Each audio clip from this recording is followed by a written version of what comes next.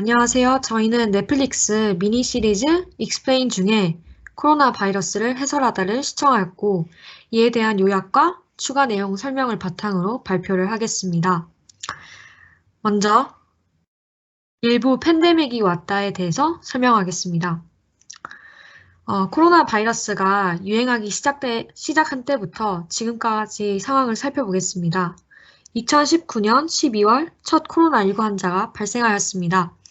이듬해 3월에는 세계보건기구가 코로나19를 팬데믹으로 규정하였고, 그 사이 4월에는 전 세계적으로 100만 명의 코로나 환자가 발생하였습니다.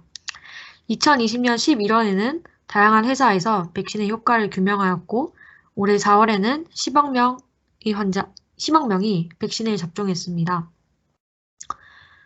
코로나19 바이러스는 인수공통 감염병 바이러스로 동물과 사람 사이에 상호 전파되는 병원체입니다.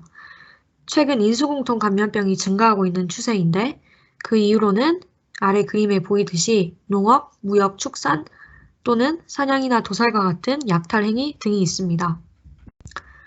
인수공통 감염병 바이러스 중 코로나19는 SARS-CoV-2라는 바이러스에 의해 발병되는데 아래 그림에서 볼 수 있듯이 코비드 바이러스 패밀리에 속합니다.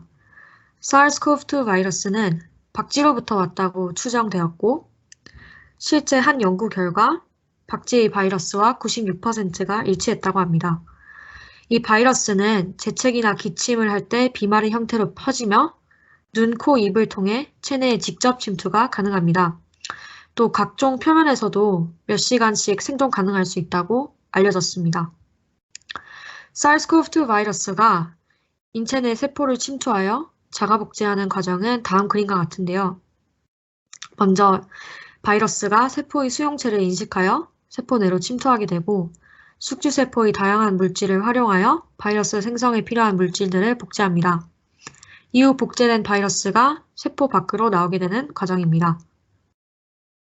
저희가 본 영상에서는 코로나19 전파를 막기 위해서는 집단 면역이 필요하다고 강력하게 주장하고 있는데요. 집단 면역이란 해당 바이러스에 대한 면역력을 가진 사람이 많아져서 해당 바이러스가 전파되기 어려워지는 환경이 만들어지는 것입니다. 이에 따라 감염 속도도 줄어들게 될 것입니다. 하지만 자연적으로 집단 면역이 생기기를 기다린다면 수백만 명 이상의 사상자가 발생할 것입니다. 따라서 이 영상에서는 인위적으로 집단 면역을 형성하기 위해 백신 접종을 해야 한다고 주장하고 있습니다. 또한 사회적 거리 두기를 통하여 혼잡한 곳이나 타인과의 밀접한 접촉을 피해 바이러스 전파 확률을 낮추어야 한다고 주장하고 있습니다. 여기까지가 에피소드 1의 내용이었습니다. 두 번째 에피소드는 백신을 찾아 달려라입니다. 이 에피소드에서는 코로나19 백신에 대한 내용을 소개하고 있습니다. 코로나19 치료제 개발은 총 3가지 형태로 진행되고 있습니다. 첫째는 현존하는 약으로 치료하는 방식, 둘째는 새로운 치료법을 도입하는 방식, 마지막은 백신을 이용하는 방식입니다. 이 중 백신을 이용하는 방식이 코로나를 종결시킬 가능성이 가장 큰 방법입니다. 이전에도 전염병 유행으로 인해 백신 개발이 이루어져 왔지만 이렇게나 빠르게 백신이 만들어지고 보급된 것은 이번이 처음입니다. 지금까지 백신이 개발되는 데 걸린 시간을 살펴보면 사스는 20개월, 에볼라는 4개월, 지카는 6개월에 달했는데 이번 코로나19는 단 64일 만에 백신 개발이 완료되었습니다. 그리고 2020년 3월 16일 제니퍼 헬러라는 사람이 처음 실험용 백신을 접종받고 나서 지금까지 백신 접종이 이어져 오고 있습니다. 코로나19 사태의 심각성을 고려할 때 이번 백신 개발의 가장 큰 주안점은 바로 속도전이라는 것입니다. 기존에는 백신을 개발할 때 미국에서는 평균 10년 정도가 지나야 백신이 죄송합니다. 백신이 성공적으로 정착합니다. 그러나 코로나로 인한 사회적 손실을 고려하면 그럴 시간이 없습니다. 그래서 백신을 테스트하고 승인하는 속도를 최대한 빠르게 하였는데 그러면서도 백신을 안전하게 만드는 것이 연구에 있어서 가장 많이 주의를 기울여야 하는 점이었습니다. 백신 개발의 근간이 되는 원리는 바로 인체의 면역 기전을 이용하는 것입니다. 인체는 기본적으로 외부의 바이러스 침입에 대항하여 싸울 수 있는 힘을 가지고 있는데 우리는 그것을 면역이라고 부릅니다. 체내에 바이러스가 유입되면 바이러스가 가진 항원을 인체 면역 시스템이 파악합니다.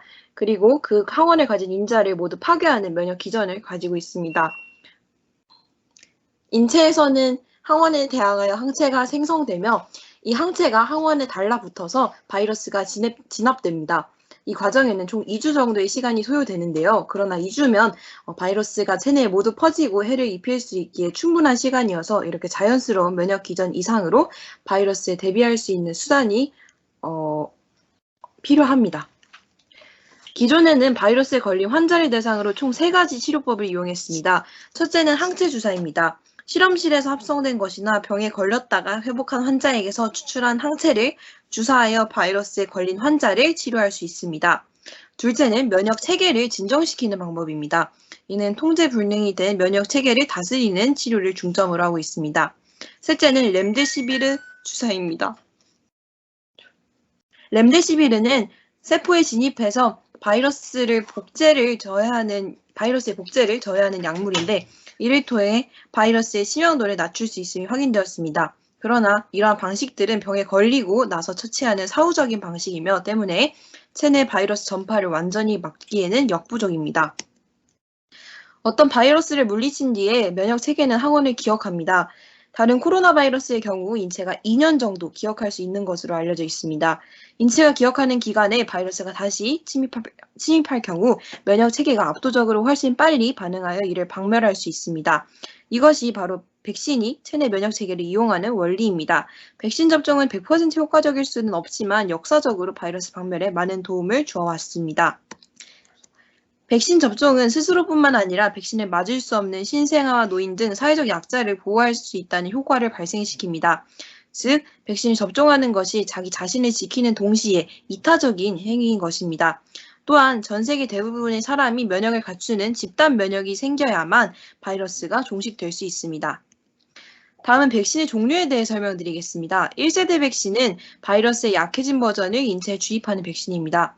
이 백신 안에 있는 바이러스는 번식하거나 피해를 입힐 수 없으며 이 방식은 지금까지 가장 많이 사용된 효험 있는 백신입니다. 계란과 같은 살아있는 세포에서 바이러스를 몇 달간 배양하여 백신을 제작하는데 그로 인해 많은 시간이 소요됩니다. 역사적으로는 소아마비, 홍역, 볼거리, 풍진, 수두, 로타바이러스, 독감 등이 1세대 백신의 원리로 개발되었습니다. 그리고 코로나 백신 중에서는 총 9가지가 이 방식으로 개발되고 있습니다. 2세대 백신은 전체 코로나 바이러스가 아닌 항원만 인체에 주입하는 방식입니다. 효무균이나 다른 무해한 바이러스에서 항원을 배양을 해서 접종합니다. B형 간염, 백일해, B형 수막염 등을 예방하는 데 이 백신이 개발되었으며 코로나19에 대해서는 아스트라제네카와 얀센을 포함하여 총 72개의 백신이 이 방식을 이용해 개발되었습니다. 3세대 백신은 바이러스 전체도 항원도 들어가지 않습니다. mRNA를 통해서 세포에 직접 항원을 만들 것을 지지해 면역 반응을 활성화합니다. 바이러스를 직접 배양하지 않으므로 빠르게 만들 수 있습니다. 인체용으로 승인된 것은 이번이 최초인데 화이자와 모더나 백신을 포함해 27개의 백신이 이 방식으로 개발되었습니다. 백신이 개발되고 나서는 임상시험 단계를 거칩니다. 임상시험은 총 3단계로 이루어져 있습니다. 1단계는 소수의 사람에게 백신을 접종하고 위험한 부작용의 유무를 확인하는 단계입니다. 그리고 두 번째 2단계는 200명 정도에게 백신을 접종하고 면역 체계가 강화되었는지 확인하는 단계입니다. 3단계는 수천 명에게 백신을 접종하는 단계입니다. 이 과정은 전체 4년 정도 소요가 됩니다. 그러나 코로나19 백신 개발은 속도전입니다. 그래서 피실험자 수는 동일하지만 1, 2, 3단계 기간을 겹치게 해서 이 4년이라는 기간을 18개월로 대폭 줄여서 임상시험이 진행되었습니다. 이보다 더 빨라지면 실제 백신의 부작용을 면밀히 살피기가 어려우므로 지금 백신을 거의 최대한 빠르게 개발하고 있다고 해석할 수 있겠습니다. 현재 우리나라에서는 부스터샷 접종과 청소년 대상 접종이 이루어지고 있습니다. 이렇게까지 많은 백신이 개발되고 접종된 것은 전 세계적으로 전례 없는 일일 것입니다. 그만큼 백신 개발의 중요성에 더 많은 이목이 쏠리고 있습니다. 과거에는 팬데믹이 끝나면 백신에 대한 후원도 중단되는 사례가 빈번했습니다. 사스 때가 바로 그 예인데 사스 백신이 끝까지 후원을 받아 테스트될 수 있었다면 코로나 백신이 더 빨리 개발될 수 있었을 것이라는 관측도 있습니다. CEPR, 즉 전염병 대비 혁신 연합에서는 그래서 이러한 점을 고려하여 백신 후원 등의 문제를 논의하고 있습니다. 백신 개발에 있어서 국가주의적인 태도를 보이는 국가들이 몇 있습니다. 국가는 기본적으로 자국의 이익을 우선시하기 때문인데 집단 면역의 중요성을 생각한다면 이는 옳지 않은 처사입니다. 백신은 그걸 할 수 없는 사람들을 포함해서 수십억 명에 대해 접종할 때에만 효과가 있으며 이를 고려하여 전 세계 사람들에게 집단 면역이 생길 수 있도록 각 국가가 협력하여 도울 필요가 있습니다. 네, 마지막으로 3부 코로나19 대처법에 대해서 설명하겠습니다. 코로나19가 유행한 지 얼마 지나지 않은 2020년 4월 기준 미국의 성인 중 3분의 1이 높은 수준의 정신적 고통을 겪었다고 합니다. 이처럼 질병의 대유행 상황에서 우리는 불안과 공포와 같은 감정을 느끼게 되고 스트레스 환경에 노출되어 투쟁 도피 반응을 일으키게 됩니다. 하지만 동시에 불안, 공포와 같은 감정은 우리를 집에 머물게 하고 손을 씻으며 마스크를 쓰고 거리를 유지하게 해주는 긍정적인 작용도 있습니다. 따라서 불안과 공포와 같은 스트레스를 현명하게 다스릴 필요가 있는데요.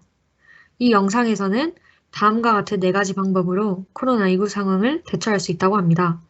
먼저 불안과 같은 감정을 느낄 때 심호흡하기, 불필요하게 많은 뉴스를 보지 않기, 자신의 통제력을 되찾기, 타인에게 관심을 가지기를 통해서 코로나19를 슬기롭게 대처할 수 있다고 제시하고 있습니다. 네, 지금까지 Explain 코로나 바이러스를 해설하다에 대한 웨비나였습니다. 코로나 바이러스와 백신, 그리고 코로나에 대한 사회적 대처법을 잘 이해할 수 있는 시간이 되셨길 바랍니다. 저희가 이 주제를 통해 남기고 싶은 생각해볼 점은 다음과 같습니다. 첫째, 현재 개발 및 접종된 백신의 효과가 어떠하다고 생각하는가? 1세대, 2세대, 3세대 백신 각각의 분류에 따른 효과를 이해해보자. 둘째, 백신의 공중보건학적 효과가 있으나 백신 부작용 탓에 접종을 거부하는 사람들이 많다. 그들에 대해 어떠한 조치를 취하는 것이 옳을까? 셋째, 코로나 블루 문제를 해결하기 위해서는 일상생활 속 어떤 노력을 기울이는 것이 좋을까? 이에 대한 의견이 있으시다면 자유롭게 말씀해 주셔도 좋겠습니다. 이상 발표 들어주셔서 감사합니다.